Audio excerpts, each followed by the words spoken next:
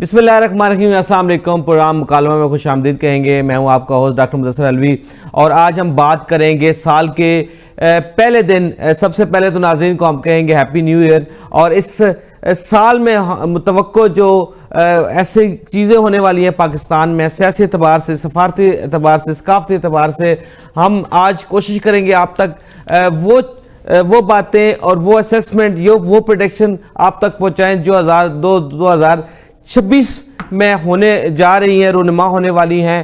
2025 ناظرین جیسے کہ آپ کو معلوم ہے ایک بڑا اچھا سال رہا پاکستان کے لیے، اور بہت ساری خبریں آئی، اور اب دیکھتے ہیں کہ 2026 میں خاص طور پر ڈیموکریسی کے حوالے سے کیسا رہے گا۔ اور یہ جو رپورٹ آئی ہے ایک کوالٹی آف ڈیموکریسی ان 2025 ان پاکستان، یہ پل ڈیٹ کی رپورٹ ہے، اور اس رپورٹ کے مطابق اس میں جو انالیسز ہے کہ پاکستان میں جمہوریت کہاں کھڑی ہے اور وہاں کیا فلاز رہے اس سال جو 2025 گزرا، اس حوالے سے ہم تفصیلی گفتگو کریں گے۔ احمد برار محبوب صاحب ہمارے ساتھ لائن پہ موجود ہے، جو کہ فاؤنڈر ہے پل ڈیٹ کے۔ السلام علیکم احمد صاحب۔ وعلیکم السلام سر، کیسے ہیں آپ؟ خیریت سے ہیں؟ جی، اللہ کا شکر۔ سب سے پہلے تو آپ کو سال نو مبارک۔ تھینک یو ویری مچ جناب، آپ اور آپ کے کولیگز کو بھی مبارک۔ جی، اور ایک تو آج جو ہے ناظرین کو بھی مبارک۔ جی خیر مبارک۔ اور ایک آج تو سال کا پہلا دن ہے اور ٹھنڈا ترین میرے خیال میں دن ہے، آج ٹھنڈ بہت پڑ گئی ہے احمد صاحب۔ لاہور میں تو کم از کم ٹھنڈا ترین دن ہے جی۔ ہاں جی۔ اچھا چلیں دیکھتے ہیں کہ یہ جو ٹھنڈی ہے یا موسم کی جو خوشگوار ہونا ہے، یہ کیسے ہمارے باقی معاملات پہ اثر انداز ہوتا ہے۔ لیکن یہ احوال کیجئے گا، آپ کی جو کوالٹی آف ڈیموکریسی جو ہے 2025 کے حوالے سے ایک رپورٹ ہے، اس کے حوالے سے کیا کہیں گے، اس کے کیا مندرجات ہیں، کیسے دیکھتے ہیں ڈیموکریسی کو پاکستان میں 2025 جو گزرا ہے، اور پریڈکٹ بھی کیجئے گا کہ 2026 میں کیا ہونے جا رہا ہے۔ بہت شکریہ۔ دیکھیے، جو 2025 کی رپورٹ ہے، ہم پچھلے تقریباً 22 سال سے یہ رپورٹ پبلش کر رہے ہیں ہر سال، اور اس دفعہ کی رپورٹ کا خلاصہ یہ ہے کہ جو ہمارے ملک کی سیکیورٹی معاملات ہیں، ان کی وجہ سے ہماری جمہوریت، ہماری گورننس اور ہمارے ملک کا تمام نظام اس کے تابع رہے گا۔ ٹھیک۔ ہماری سیکیورٹی کے حالات چونکہ بہت خوفناک ہیں، انڈیا کے ساتھ ہماری جنگ ہو چکی ہے، اور انڈیا کا جو کونسل آن فارن ریلیشنز ہے امریکہ کا، وہ یہ کہتا ہے کہ یہ ایک اور جنگ ہو سکتی ہے انڈیا کے ساتھ پاکستان کی۔ افغانستان کے ساتھ بھی ہمارے تعلقات بہت ٹینس ہیں، وہ ہمارے ملک کے اندر در اندازی مسلسل کر رہے ہیں، اور ہماری جو ملیٹنسی کے حملے ہیں اور ان میں لوگوں کی ہلاک ہونے والوں کی تعداد ہے، اس میں 73% اضافہ ہوا ہے پچھلے سال کی نسبت، اور ملک کے اندر سیاسی ماحول میں بھی شدید کشیدگی ہے۔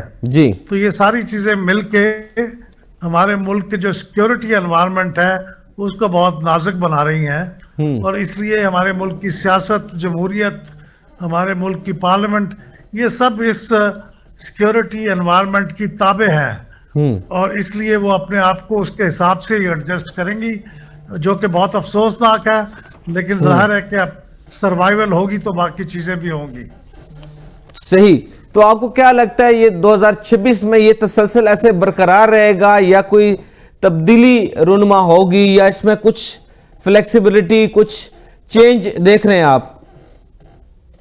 بظاہر تو 2025 کی ایکسٹینشن ہوگی، ٹھیک، اس لحاظ سے کیونکہ سیکیورٹی انوائرمنٹ میں کوئی بڑی تبدیلی ہوتے ہوئے تو نظر نہیں آ رہی، ٹھیک، اور نہ ملک کے اندرونی حالات میں کوئی ایسی روشنی کی کرن ہے۔ اندرونی طور پہ بھی جو مخالف قوتیں ہیں وہ چاہتی ہیں کہ وہ ایک بار ذرا زور آزمائی کر لیں، تو مجھے لگتا ہے کہ 2026 بھی تقریباً ویسے ہی ہوگا، اور اس قسم کی جو کوششیں ہوں گی پاکستان کی سیکیورٹی کو انفلوئنس کرنے کی، خواہ وہ اندر سے ہوں یا باہر سے ہوں، اس کے جواب میں پھر جب ملک کی سیکیورٹی اسٹیبلشمنٹ اور حکومت جو اقدامات لے گی، اس کے نتیجے میں ہماری جمہوری سپیس اور بھی سکڑ سکتی ہے۔ صحیح۔ اچھا، سیاسی حالات کا آپ نے ذکر کیا کہ کشیدہ ہیں. اب سوال یہ ہے کہ سیاسی حالات اگر کشیدہ ہیں تو اس کا تو سیاست سے تعلق ہے، اس کا تو کسی سیکیورٹی کے معاملے سے تعلق نہیں ہے بظاہر. تو وہ تو ٹھیک کیے جا سکتے تھے میرے خیال میں اگر نیت ٹھیک ہو صحیح کرنے کی. جی ہاں، آپ صحیح کہتے ہیں. اگر نیت صرف سیاسی معاملات کو تک محدود رہتی تو ٹھیک تھا، لیکن جو ایک سیاسی قوت ہے وہ ہماری فوج اور فوجی لیڈرشپ کے اوپر بھی مسلسل تنقید کر رہی ہے اور ان کے اوپر الزامات لگا رہی ہے. تو جب کسی ملک کی سیکیورٹی فورسز کی ٹاپ لیڈرشپ کو آپ تنقید کرتے ہیں تو در حقیقت آپ ملک کی سیکیورٹی کو بھی جیپرڈائز کرتے ہیں. تو ایک تو یہ بات ہے، اور دوسری بات یہ ہے کہ کچھ قوتیں ہیں جو کہہ رہی ہیں کہ ہم شٹر ڈاؤن کریں گے، ہم پہیہ جام کریں گے، ہم سٹریٹ ایجیٹیشن کریں گے. تو اس کا تعلق بھی پھر سیکیورٹی سے بنتا ہے. صحیح. اچھا، کوئی مذاکرات کی بازگشت بھی اکثر ہم سنتے آ رہے ہیں پچھلے کافی عرصے سے، ابھی پھر مزید جو ہے وہ اب آفر دی ہے گورنمنٹ نے. تو کیا دیکھ رہے ہیں کہ اس سال کوئی، پچھلے سال تو مذاکرات میں پیش رفت نہ ہو سکی، کوئی آنے والے دنوں میں مہینوں میں کوئی ڈیولپمنٹ دیکھ رہے ہیں کہ اس ڈیڈ لاک کو ختم ہوتے دیکھ رہے ہیں یا یہ پریویل کرے گا؟ جناب عمران خان صاحب کا اگر پاسٹ ٹریک ریکارڈ دیکھا جائے تو وہ مذاکرات کے آدمی نہیں ہیں. وہ اصل میں کنفرنٹیشن کے آدمی ہیں، وہ مزاحمت کے آدمی ہیں، اور وہ ان کا نیچرل رسپانس وہی ہوتا ہے. تو ابھی بھی انہوں نے جو اپنے پارٹی کو اور چیف منسٹر خیبر پختونخوا کو ہدایت کی ہوئی ہے وہ سٹریٹ ایجیٹیشن کی ہوئی ہے، اور خود ان کی پارٹی گفتگو میں یا ڈائلاگ میں براہ راست شریک ہونے کے لیے تیار نہیں ہے. اس کے لیے انہوں نے محمود خان اچکزئی صاحب کو مینڈیٹ دیا ہوا ہے، جس کا کوئی مطلب نہیں ہے. محمود خان اچکزئی صاحب کی پارٹی کی پارلیمنٹ میں وہ حیثیت تو نہیں ہے، نہ ملک کے اندر وہ مینڈیٹ کے حساب سے حیثیت ہے. تو اس لیے ان کو مینڈیٹ دینا تو میں سمجھتا ہوں کہ ایک بے معنی سی بات ہے. اگر وہ واقعی یقین رکھتے ہیں تو پھر پی ٹی آئی خود اس پہ گفتگو کرے. اس کے چیئرمین آپ نے بنائے ہوئے ہیں، اس کے سیکرٹری جنرل موجود ہیں، اور وہ بھی دونوں الٹ باتیں کر رہے ہیں. سیکرٹری جنرل ایک بات کرتے ہیں، پریزیڈنٹ چیئرمین ایک بات کرتے ہیں.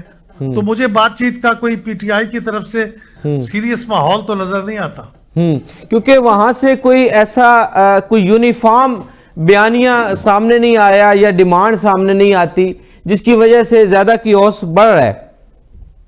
جی ہاں، خود پی ٹی آئی کے اندر اس کے بارے میں مختلف آراء ہیں، بڑی ڈائیورس اوپینین ہے. بلکہ ٹاپ جو پوزیشن ہولڈرز ہیں، میں نے ذکر کیا جیسے چیئرمین صاحب ہیں بیرسٹر گوہر خان صاحب، جی اور جو آپ کے سیکرٹری جنرل ہیں وہ بھی جی ہاں سلمان صاحب. ان دونوں کے بیانات اگر آپ دیکھیں تو بالکل الٹ ہیں ایک دوسرے کے.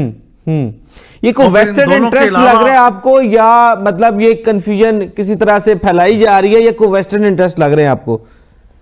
نہیں، میرے خیال میں چونکہ سلمان صاحب جو ہیں سیکرٹری جنرل صاحب، وہ عمران خان صاحب کی ہمشیرہ کے ساتھ زیادہ ان ٹچ ہیں، اور ہمشیرہ یہ ہارڈ لائنر جو پوزیشن ہے وہ انہوں نے اڈاپٹ کی ہوئی ہے، اور ان کے مطابق عمران خان صاحب کی ہدایت یہی ہے، بات چیت ان کی ہدایت نہیں ہے. تو اس کا مطلب یہ ہے کہ وہ جو ہارڈ لائنر گروپ ہے وہ عمران خان صاحب سے اسٹرینتھ ڈرا کرتا ہے، اور چونکہ ان کی ہمشیرہ ہیں تو ان کی بات کو سب زیادہ اہمیت دیتے ہیں، پارٹی کے آفس بیررز کو اتنی اہمیت نہیں دیتے. تو میرے خیال میں یہ جو اس وقت پوزیشن ہے پی ٹی آئی کی وہ مزاحمت کی ہے. ٹھیک ہے. اچھا، جیسے آپ نے عرض کیا کہ جو بانی پی ٹی آئی ہیں وہ تو ہارڈ لائنر ہے یا کنفرنٹیشن چاہتے ہیں، تو کیا باقی پارٹی کے لوگ بھی اسی نظریے کو فالو کرتے ہیں، یا کچھ ڈیفرنٹ اسکول آف تھاٹ بھی پریزنٹ ہے جس کی آگے سنوائی نہیں ہو رہی؟ نہیں، کچھ لوگ اور بھی ہوں گے جو بات چیت کے حق میں ہیں، لیکن حقیقت یہ ہے کہ چونکہ مینڈیٹ جو ہے، عوام میں مقبولیت جو ہے وہ تو عمران خان صاحب کی ہے، باقی لوگ تو ان کی وجہ سے ہیں، وہ الیکٹ بھی ان کی وجہ سے ہوئے ہیں، پارٹی میں بھی ان کی وجہ سے ہیں. تو ان کی اگر کوئی پوزیشن ان سے مختلف ہو بھی تو اس کی کوئی حیثیت نہیں ہے. حیثیت تو صرف بانی پی ٹی آئی کے عمران خان صاحب کی پوزیشن کی ہے, جو وہ کہیں گے وہی پوزیشن ہوگی.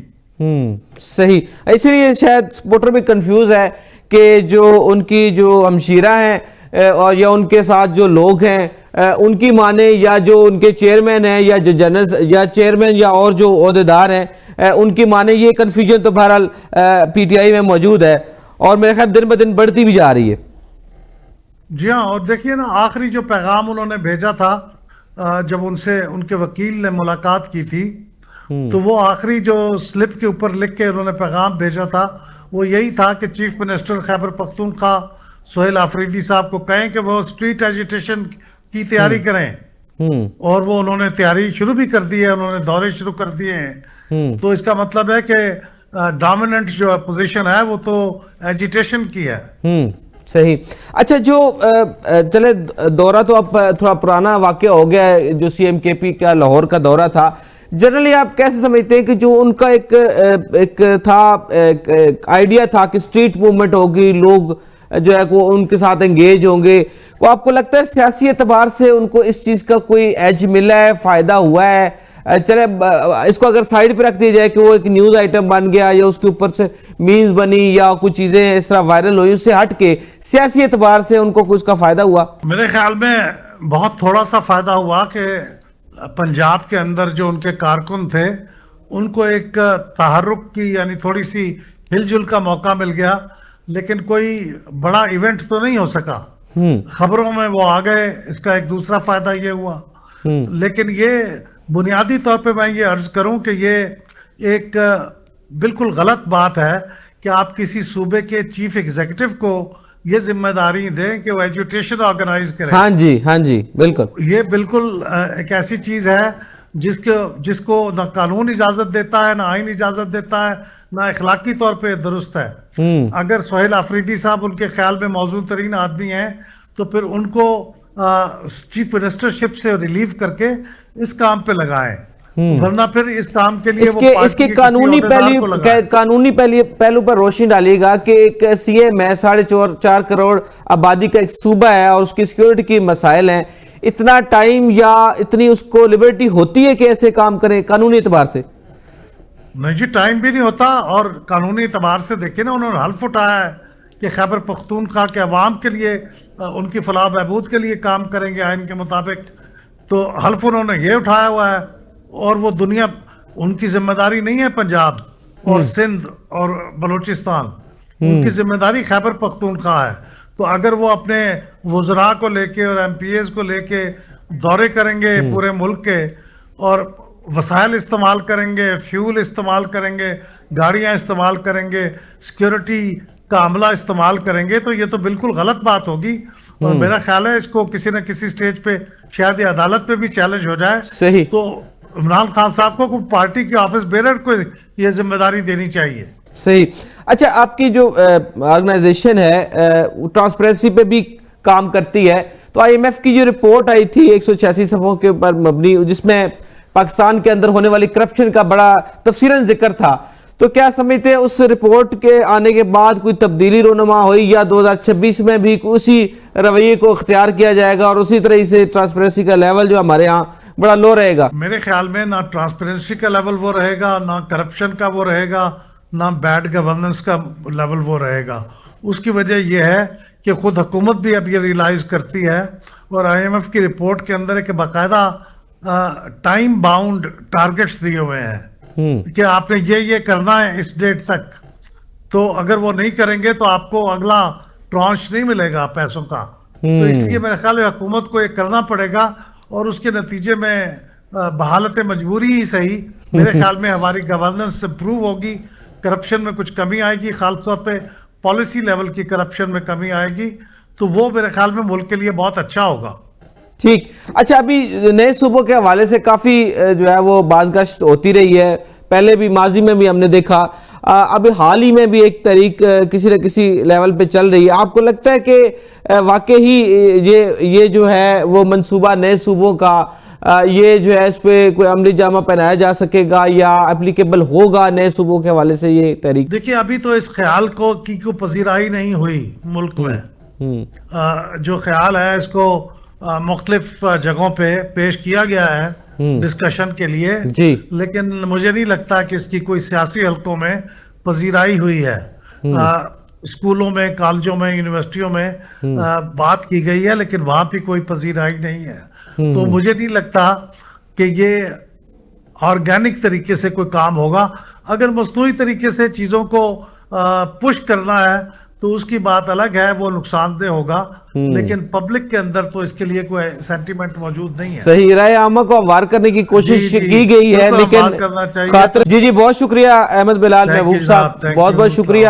ہمارے ساتھ موجود تھے پل ڈیٹ کے فاؤنڈر، اور ان کا کہنا یہ تھا کہ جو IMF کی رپورٹ کے بعد جو چونکا دینے والے انکشافات تھے، اس کے بعد جو گورنمنٹ کو بھی ہوش آئی، اور جو گورنمنٹ کے اندر ٹرانسپیرنسی اور جو کرپشن کا ایلیمنٹ ہے اس کو کم کرنے کی کوشش کی جائے گی، بامر مجبوری ہی صحیح لیکن کوشش کی جائے گی۔ بریک کا وقت ہوا چاہتا ہے، بریک کے بعد دوبارہ جو ہے ہم بات کریں گے 2026 میں سفارتی لحاظ سے پاکستان کو کن چیلنجز کا سامنا کرنا ہوگا، کیا ہم 2026 میں بھی سفارتی کامیابیاں سمیٹیں گے۔ بریک کے بعد دوبارہ آپ کی خدمت میں حاضر ہوتے ہیں۔